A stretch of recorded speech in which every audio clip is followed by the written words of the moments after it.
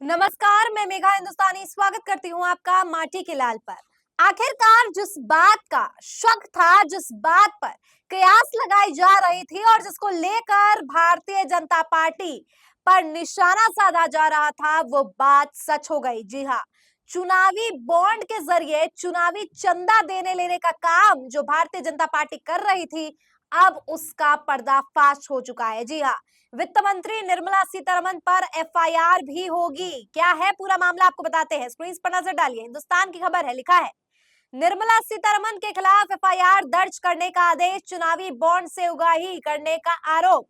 आपको बता दें कि एक शिकायत के आधार पर एमईएसएम कोर्ट ने एक आदेश पर शिकायत की एक प्रति रिकॉर्ड थाने को भेजने का निर्देश भी दिया है।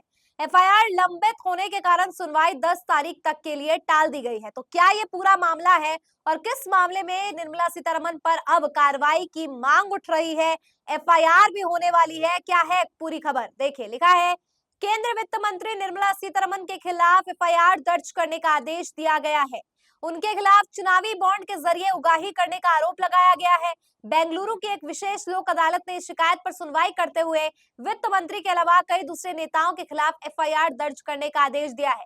जन अधिकार संघर्ष परिषद के अध्यक्ष आदर्श अय्यर ने बेंगलुरु में जनप्रतिनिधियों का विशेष अदालत में शिकायत दर्ज केंद्रीय मंत्री निर्मला सीतारमन के खिलाफ कार्रवाई करने का निर्देश देने की मांग की है। उन्होंने शिकायत की थी कि चुनावी बॉन्ड के जरिए डरा धमकाकर जबरन वसूली की गई है।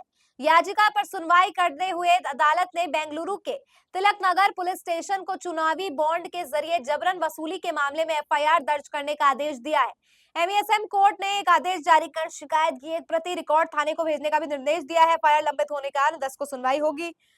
कोर्ट ने तिलक नगर पुलिस को एफआईआर दर्ज करने का आदेश दिया है। वित्त मंत्री निर्मला सीतारमन के साथ साथ बीजेपी के राष्ट्रीय अध्यक्ष जेपी नड्डा, बीजेपी प्रदेश अध्यक्ष बीआई विजेंद्र, बीजेपी नेता नलिन कुमार कतील और केंद्रीय राज्य बीजेपी कार्यालय और ईडी विभाग के खिलाफ शिकायत दर्ज कराई गई है। शिकायत में कहा गया है कि अप्रैल 2019 से अगस्त 2022 तक व्यवसायी अनिल अग्रवाल की फर्म से लगभग 230 करोड़ रुपए और अरबिंदो फार्मो से 49 करोड़ रुपए चुनावी बॉन्ड, मतलब अरबिंदो फार्मो, जिस पर तमाम तरीके से आरोप लग रहे थे, सवाल और कटघरे में था कि क्या अरबिंदो फार्मो जो है वो भारतीय जनता पार्टी को सहायता दे रहा है।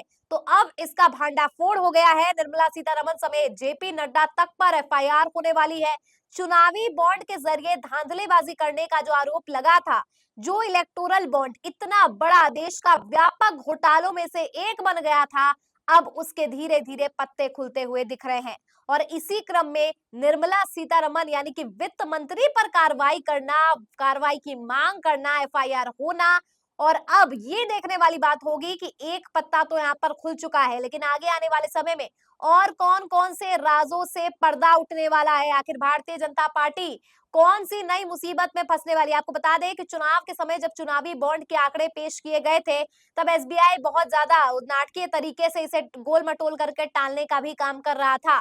लेकिन फिर सख्त निर्देश दिए गए सुप्रीम कोर्ट की तरफ से, तब बहुत सी डेटा जो रिलीज की गई उसमें ये कॉमन चीज पाई गई कि बहुत सी ऐसी कंपनी है जो भारतीय जनता पार्टी को पैसे चंदा दे रही है, उनके ड्यूज, उनके प्रॉब्लम्स और उन्हें बहुत बड़े टेंडर्स भी दिए जा रहे हैं, उनकी समस्याओं का निवारण भी जल्दी से हो जाता है।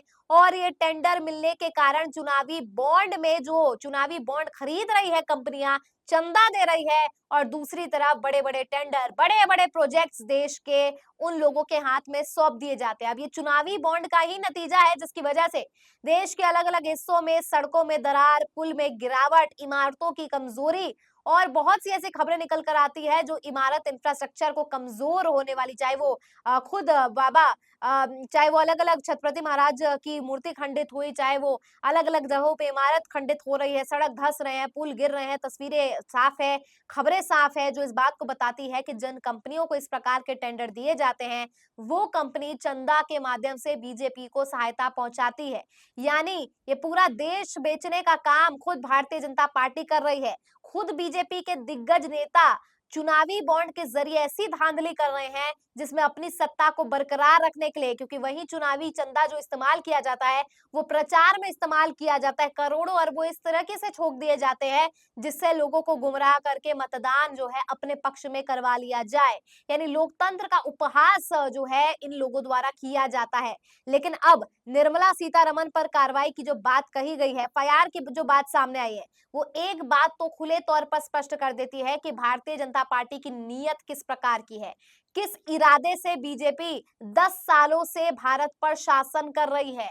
मतदान के समय, चुनाव के समय एक ढोंग रचने का काम करती है, वायदे करती है, वो सारे वायदे जो है पानी में मिल जाते हैं, क्योंकि उन कंपनियों को टेंडर दिया जाता है जो कंपनी उन्हें चुनावी बॉन्ड के जरिए चुनावी चंदा देने का काम करती है। यानी चंदा दो और धंधा लो वाली बात जो कांग्रेस ने कही थी, विपक्षी दलों ने आरोप लगाया था, अब ये सब कुछ सच साबित होते हुए दिख रहा है, क्योंकि चुनावी बॉन्ड के जरिए भारतीय जनता पार्टी देश को तो खतरे में, लोकतंत्र को खतरे में डालने का काम करती है, लेकिन अब जो है इस राज से पर्दा हट गया है।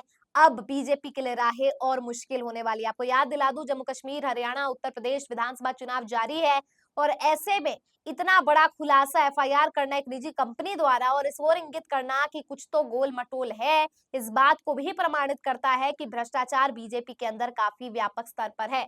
अब इसको लेकर आखिर क्या कार्रवाई होती है, पिटीशन याचिका डलती है, को जो है कोर्ट से कचहरी तक मामला हाई कोर्ट से सुप्रीम कोर्ट तक जाता है और सुप्रीम कोर्ट तो हमेशा ईडी के रवैये पर कुछ ना कुछ कहती है और ईडी भी इस मामले में लपेटे में आ गए हैं। तो अब सरकारी एजेंसियों के खिलाफ, सरकार की नीतियों के खिलाफ, सरकार के इस धांधली के खिलाफ सुप्रीम कोर्ट का क्या रुख होता है अगर मामला आगे बढ़ता है। जानेंगे सब कुछ समय से, जब समय आएगा, जब आगे प्रोसीडिंग्स होंगी तब आपको खबर आप तक पहुंचाऊंगी।